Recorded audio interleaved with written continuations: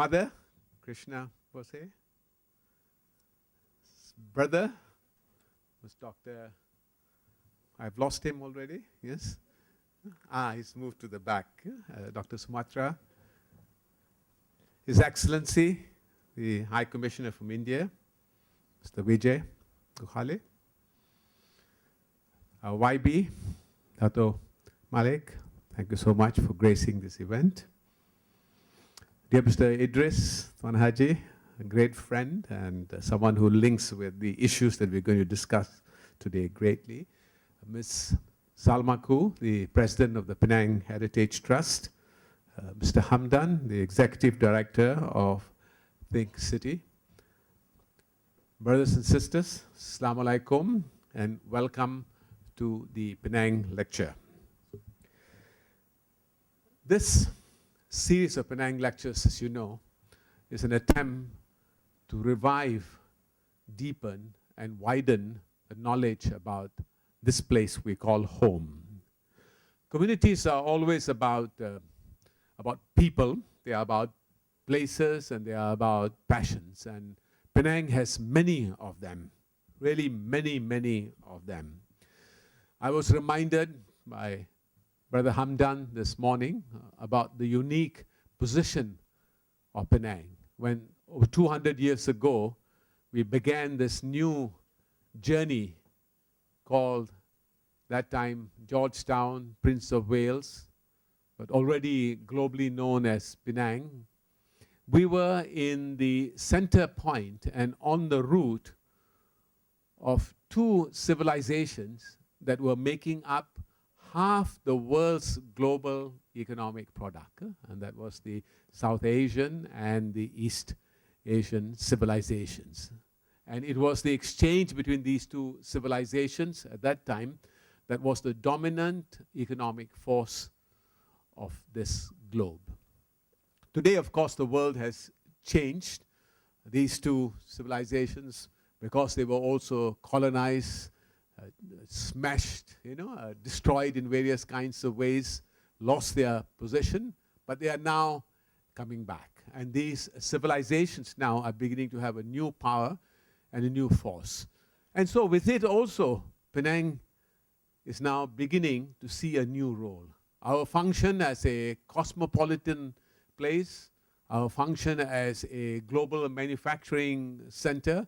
Sometimes I call this place the fish and chips capital of the world, because we have the World Fish Center, the United Nations Center in Penang, and we also are the world's best producers of the best chips in the world, the electronic chips. That's how we become the world's fish and chips capital. So not only is that in our position, we have been ranked for many things among the top in the world, whether we have special mentions, we have food, we have places that are so unique that people in the world come all over. Places that very often many Penangites have not even visited sometimes.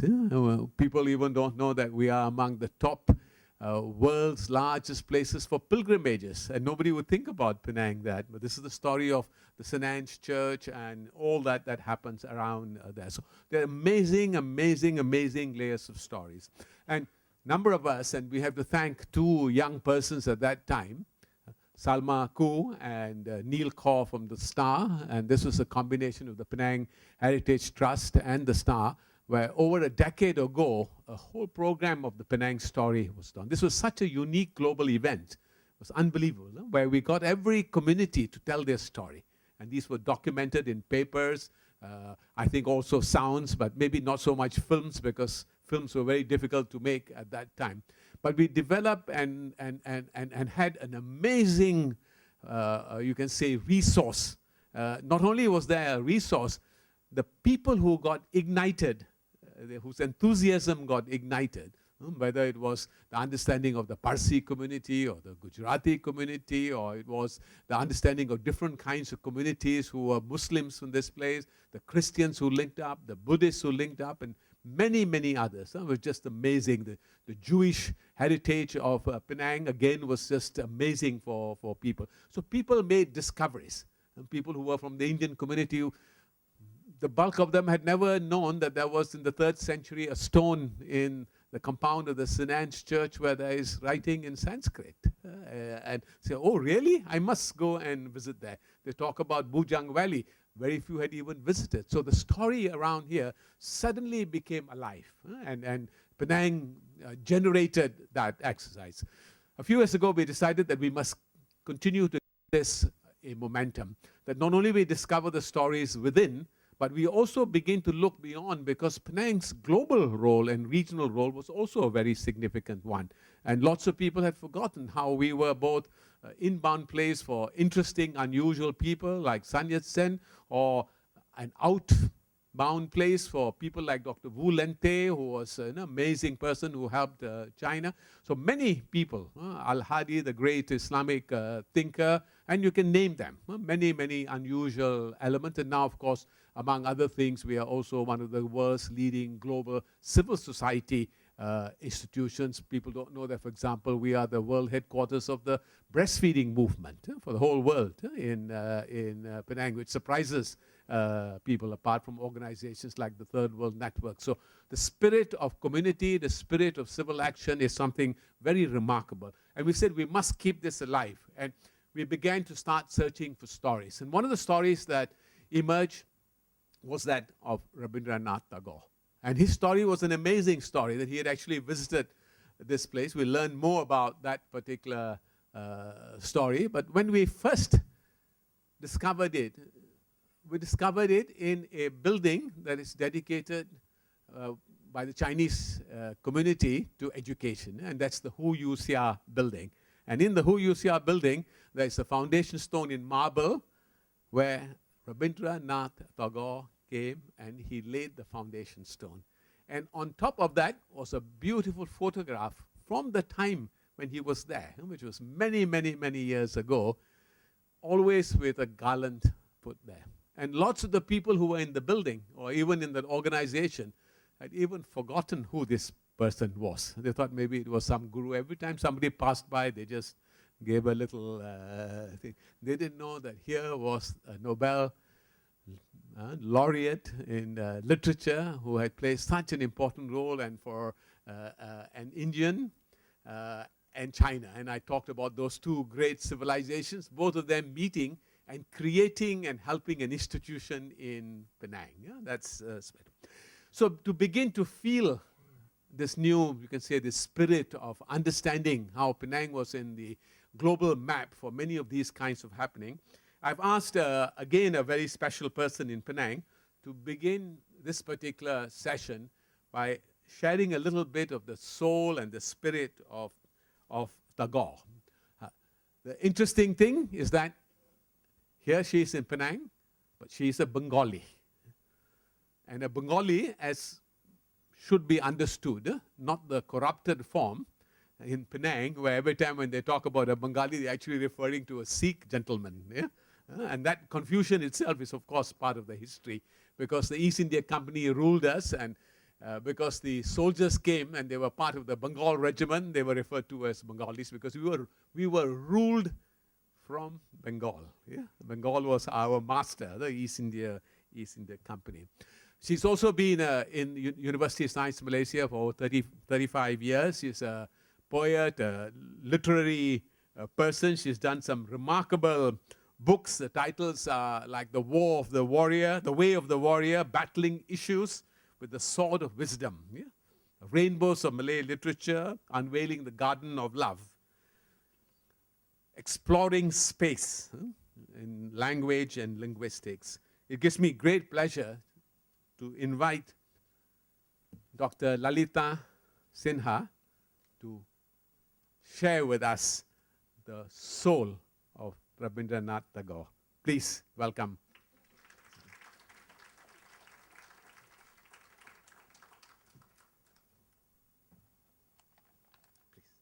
I'm very honored to be here. I'm actually here on borrowed time because all of us are just waiting to hear the speech by our distinguished professor. So I will be as fast as possible. But I want to share with you a little bit of what I have put together as a narrative of what I have what I have put together, because in order to pay tribute to him, it's very difficult. He's such a giant of a band. So what I've done is put together the multifaceted aspects, some of it, which is only the tip of the iceberg, so that all of us can have a glimpse into this very cosmopolitan man who engaged in such beautiful cultural encounters with the other, no matter which part of the world they were from. And so I have put this brief narrative together. Very quickly, some pictures of Rabindranath in his youth as a dramatist and actor, here in the role of a king. A very famous a book in Bengali, Dark Ghor, which was translated as King of the Dark Chamber. Another of his novels, which was translated into film, called Choturanga. Dance dramas, Chondolika, based on a Buddhist story. And these are some of the international students at Shantiniketan in celebration of the Spring Festival. He was also an artist and painter, and these are some of his self-portraits. A little glimpse into his family life, on his marriage, children and later life, grown-up children, at the granddaughter's marriage. And this is a very special house where he lived for a while when he was composing some of his great works. And there is an inscription in front of the house, this one, which says, one of his prayers, "Let me not pray to be sheltered from dangers, but to be fearless in facing them."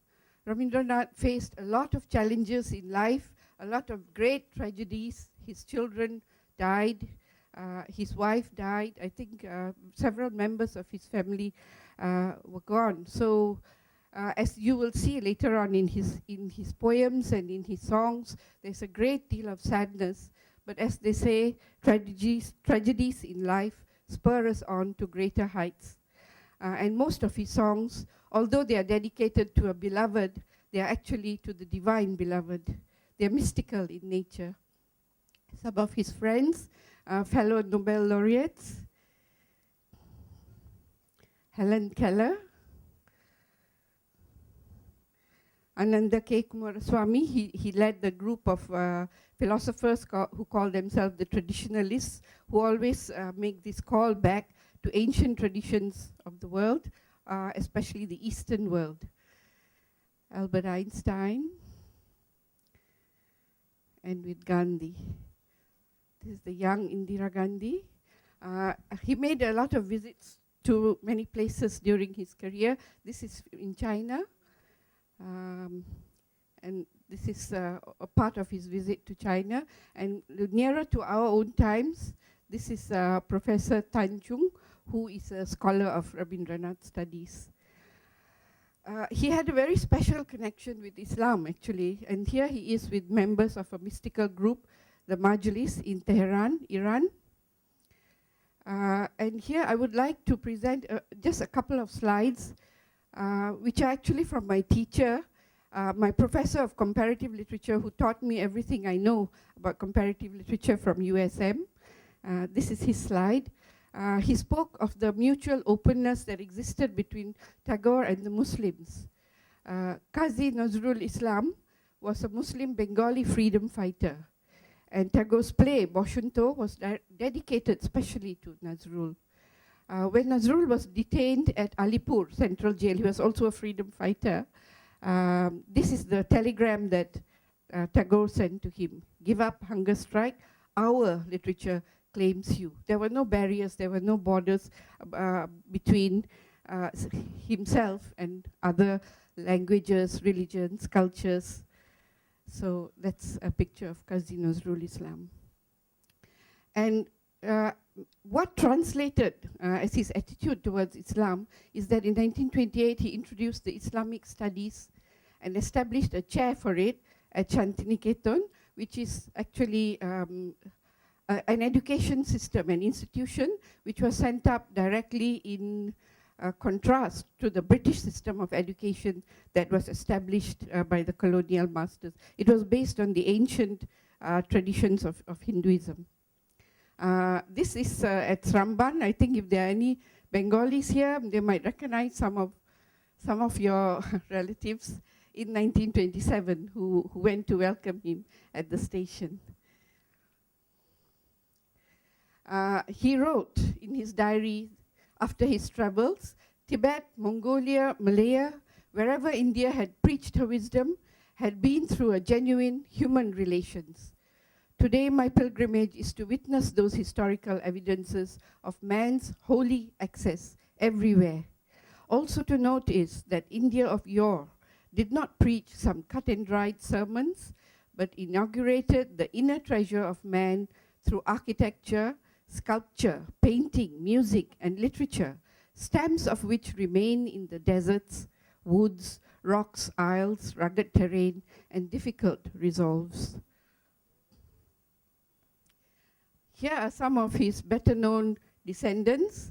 I wonder if any of you can recognize this person. Yeah, she was a film star of the 1960s. And she was married to the Nawab of Pataudi, who was a very well-known cricketer named Tiger of Pataudi, and she converted to Islam. That's them just quite shortly before his death. He passed away, I think it was last year. These are her children. One of them, the one on your right, is also a Bollywood film star, and the one on the left is a jewelry designer. And she has a son. Does anyone recognize him?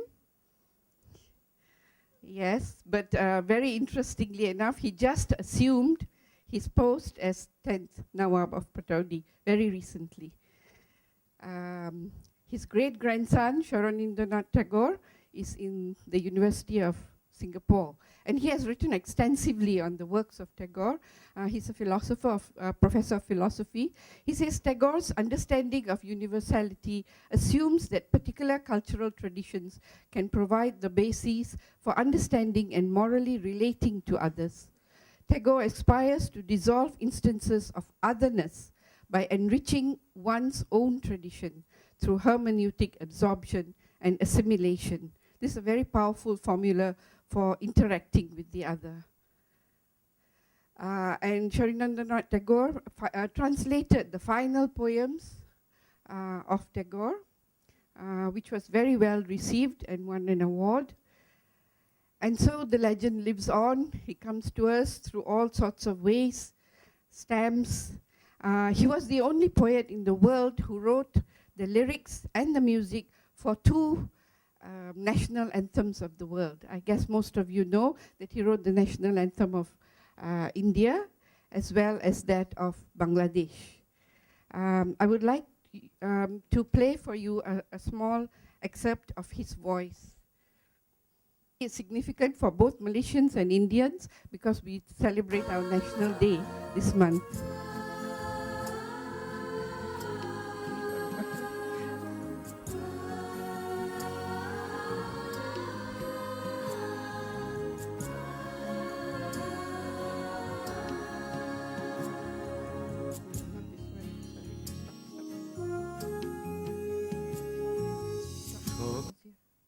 Sorry. जय हे भारत भाग्य विधाता पंजाब सिंध गुजरात मराठा द्राविड़ युत्कल बंगा विंध्य हिमाचल जमुना गंगा उत्कल जलधि तरंगा तब शुभ नामे जागे तब शुभ आशीष मागे गाहे तब जय गाथा जनगण मंगलदायक जय हे भारत भाग्य विधाता जय हे जय हे जय हे. One of his famous poems. I was requested, or should I reword that? I was directed by our our Dato Anwar, this was a special request. He wanted this particular poem. And I will also play a song for you from his famous, they were verses from the Gitanjali in Bengali, which were translated into English, and some of them were made into songs. I think it's the next.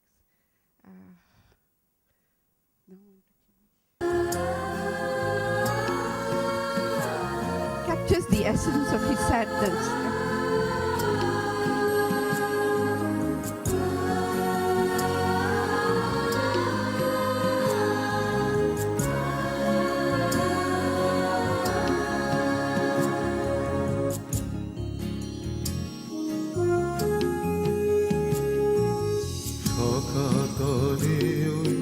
কাঁদিছে সকলে শোনো শোনো পিতা কহ কানে কানে শোনা প্রাণে প্রাণে মঙ্গল বারতা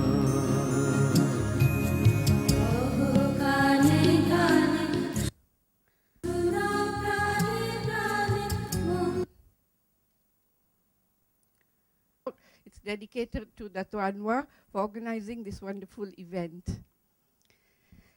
Where the mind is without fear and the head is held high, where knowledge is free, where the world has not been broken up into fragments by narrow domestic walls, where words come out from the depth of truth, where the clear stream of reason has not lost its way into the dreary desert sand of dead habit, where the mind is led forward by thee into ever-widening thought and action, into that heaven of freedom, my Father.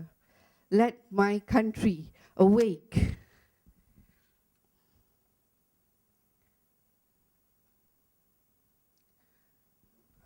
This is, I'm next going to read the final poem in Gitanjali, which is verse 103.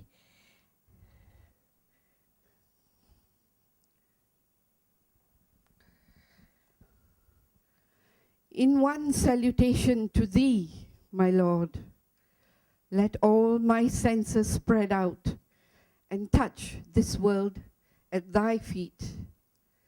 Like a rain cloud of July, hung low with its burden of unshed tears. Let all my mind bend down at thy door in one salutation to thee. Let all my songs gather together their diverse strains into a single current and flow to a sea of silence in one salutation to thee. Like a flock of homesick cranes flying night and day back to their mountain nests, let all my life take its voyage to its eternal home in one salutation to thee. Thank you.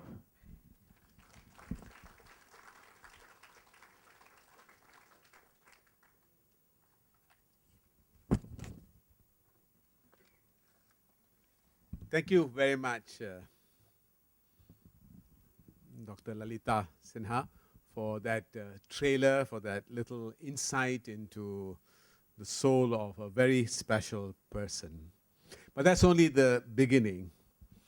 This afternoon, we are privileged to have a very special person, a world-class scholar, someone who has done outstanding work in this area of cosmopolitanism, in this area of international issues of the kind that we are talking about today, about building bridges across the Bay of Bengal.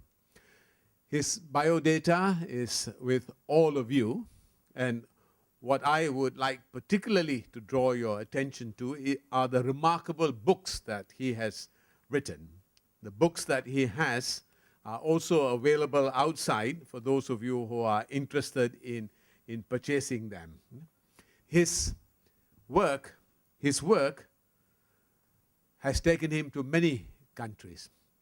And although he has touched Penang in his books, he never visited us. And this was a great opportunity for both of us, for us in Penang, and for this remarkable scholar to touch again at this very special meeting place. He was kind enough to agree to come all the way. He's based in Harvard. He visits India regularly to combine one of those visits to this place. And not only did he come himself, he brought his family. And it's always wonderful to share these kinds of very special places and very special moments with the family. Please join me in welcoming Dr. Sugata Bose. Please, thank you. It is truly a great pleasure to be here in Penang. 85 years ago, Tagore traveled from what was then called Madras by ship to Singapore and then came up to Penang. And I sort of followed his trail yesterday by air, of course, and came from Calcutta to Singapore and then came up to Penang. At the outset, I would like to thank Dato Anwar and Hamdan of Think City for having me here, and Salma Koo of the Penang Heritage Trust. They have joined forces to organize this wonderful event. And I'm truly honored that our High Commissioner to Malaysia, Vijay Gokhale, has taken the trouble to come down from the capital, Kuala Lumpur, to be with us this afternoon. And I'm delighted to have Minister Dato Malik and also Dato Idris with us in the audience today. A world historical transformation is underway in the early 21st century as Asia recovers the global position it had lost some 200 years ago.